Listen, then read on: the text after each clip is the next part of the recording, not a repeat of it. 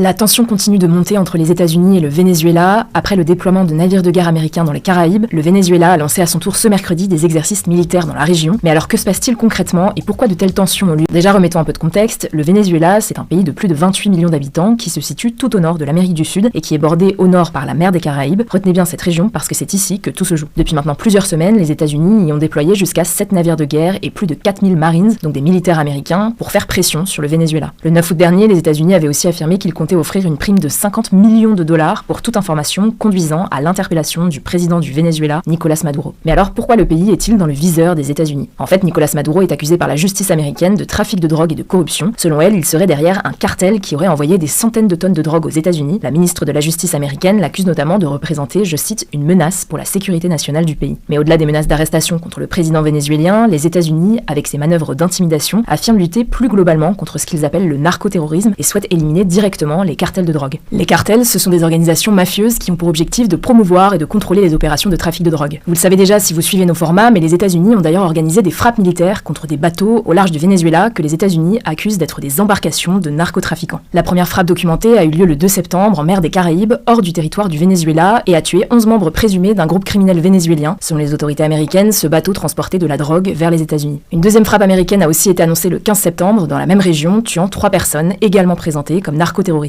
Et ce mardi, le président américain Donald Trump a évoqué la destruction d'un 3e bateau, sans pour autant apporter plus de précision pour le moment. Mais ce qu'il faut savoir, c'est que de nombreuses associations et juristes dénoncent ces frappes et estiment qu'elles sont illégales. Selon des experts indépendants mandatés par l'ONU, mais qui ne parlent pas au nom de l'organisation, ces frappes américaines sur ces bateaux en provenance du Venezuela sont des exécutions extrajudiciaires. Très concrètement, ils affirment que le gouvernement américain devrait légalement chercher à arrêter ces narcotrafiquants et non les tuer. Selon les experts, la seule raison pour laquelle les États-Unis auraient le droit de tuer ces personnes serait en cas de légitime défense, mais il n'y a pour l'instant aucune preuve démontrant que les embarcations frappées menaient une attaque armée contre les États-Unis. À noter également que le trafic de drogue n'est pas passible de la peine de mort en droit américain. En tout cas, suite à ces intimidations, le président vénézuélien Nicolás Maduro a affirmé ce lundi que le déploiement des navires américains représentait, je cite, une agression à caractère militaire et que le Venezuela était habilité par les lois internationales à y répondre. Et en réponse, justement, Nicolás Maduro, qui souhaite contrer une éventuelle invasion américaine, affirme avoir positionné 25 000 soldats vénézuéliens aux frontières et appelé la population à s'enrôler dans les milices pour, je cite, défendre la patrie. Cette milice, qui serait composée de plus de 4,5 millions de personnes, selon le gouvernement vénézuélien, est composée de civils intégrés dans l'armée. Ces civils suivent par exemple des entraînements au maniement des armes et depuis plusieurs semaines, le pays a mis en place plusieurs centres de recrutement pour faciliter l'arrivée de nouvelles recrues dans la milice. Pour autant, attention, de nombreux experts estiment qu'une intervention américaine directe sur le sol vénézuélien est pour l'instant peu probable. L'objectif ici avec cette milice serait plutôt pour Nicolás Maduro de réaliser une démonstration de force et de viser à renforcer la cohésion au sein de ses partisans. Et en plus de ces enrôlements, le Venezuela a lancé ce mercredi 3 jours d'exercice militaire sur l'île de la Orchila, une petite île qui lui appartient justement dans les Caraïbes. Selon le vice-amiral de la marine vénézuélienne, Irwin Raúl Pucci, 12 navires, 22 aéronefs, y compris des chasseurs et 20 petits bateaux de la milice spéciale navale y ont été déployés. Ce lundi, le ministre de l'Intérieur vénézuélien, Diosdado Cabello, a également estimé que l'administration de Donald Trump cherchait un changement de régime au Venezuela. Alors on va pas rentrer aujourd'hui en détail là-dessus, si ça vous intéresse, on en avait déjà fait une une sur le sujet, mais la réélection de Nicolás Maduro, qui a eu lieu en juillet 2024, est vivement contestée. Les États-Unis, mais aussi l'Union européenne, ne reconnaissent pas les résultats de l'élection et estiment que le scrutin a manqué de transparence, alors que certains estiment également qu'il y aurait pu avoir de la corruption. En tout cas, en réponse aux critiques sur la présence de bateaux américains au large des Caraïbes et suite aux frappes américaines, Marco Rubio, le secrétaire d'État américain, donc l'équivalent du ministre des Affaires étrangères en France, a déclaré au début du mois, je cite, que Nicolás Maduro est un fugitif recherché par la justice américaine. Je me fiche de ce que disent les Nations Unies. Il n'est pas le dirigeant légitime du Venezuela. Nous ne l'avons pas reconnu. Vous l'aurez donc compris, la crise entre les États-Unis et le Venezuela continue d'évoluer. On continuera de suivre les avancées. Je vous laisse avec Léa pour les actualités en bref.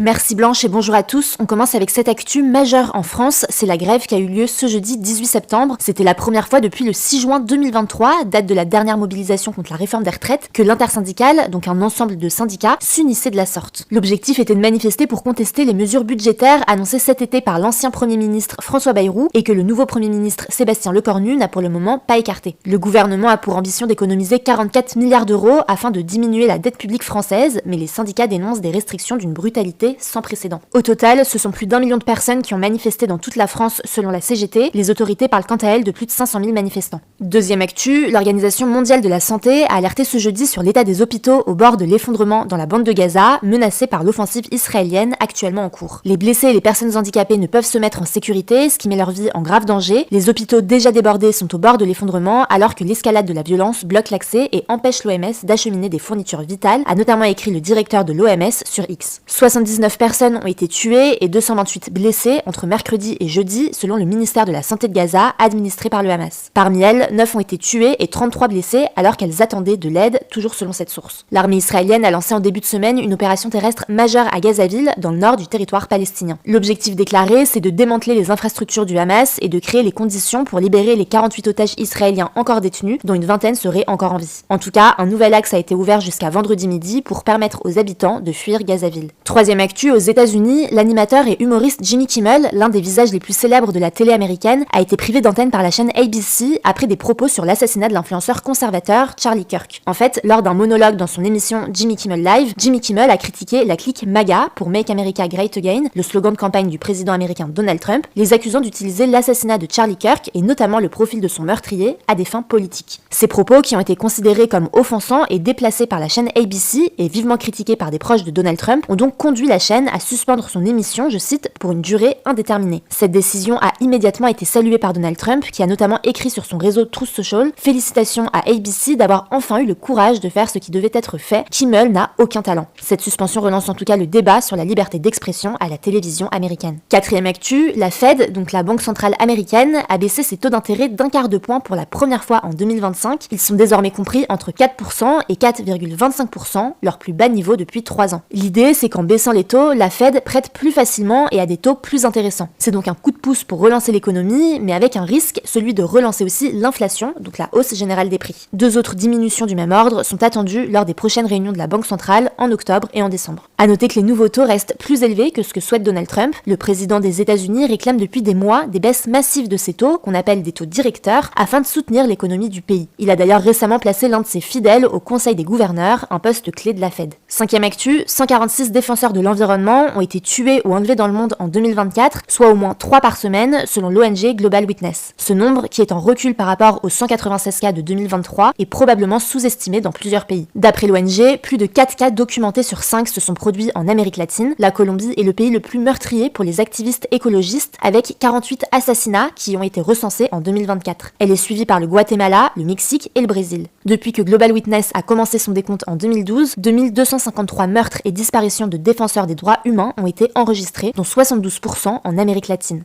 Et on finit avec cette actu culturelle. Le film Un simple accident du réalisateur iranien Jafar Panahi a été sélectionné pour représenter la France dans la catégorie meilleur film étranger lors de la prochaine cérémonie des Oscars. C'est ce qu'a annoncé le CNC, donc le Centre national du cinéma et de l'image animée, ce mercredi. Le film, qui a été coproduit en France, a remporté la Palme d'Or lors du dernier festival de Cannes. Alors sans trop vous spoiler, c'est un thriller psychologique qui a été tourné clandestinement en Iran et qui s'inspire de la vie du réalisateur lorsqu'il était en prison. On y suit 5 anciens prisonniers qui cherchent à identifier l'homme qui est à l'origine de leur souffrance. Bon, attention, pour le moment, le film n'est que présélectionné, il a bien été retenu par le CNC pour représenter la France, mais il doit désormais être choisi par l'Académie des Oscars pour figurer parmi les 5 finalistes du meilleur film étranger qui seront annoncés le 22 janvier. Le vainqueur sera ensuite révélé le 15 mars lors de la cérémonie des Oscars qui se tiendra à Los Angeles, aux États-Unis. En attendant, le film sortira en France au cinéma le 1er octobre. Merci Léa pour ces actualités et merci à vous de continuer à suivre ce format. Je crois que j'ai tout dit. Prenez soin de vous, prenez soin de vos proches et je vous dis à plus tard.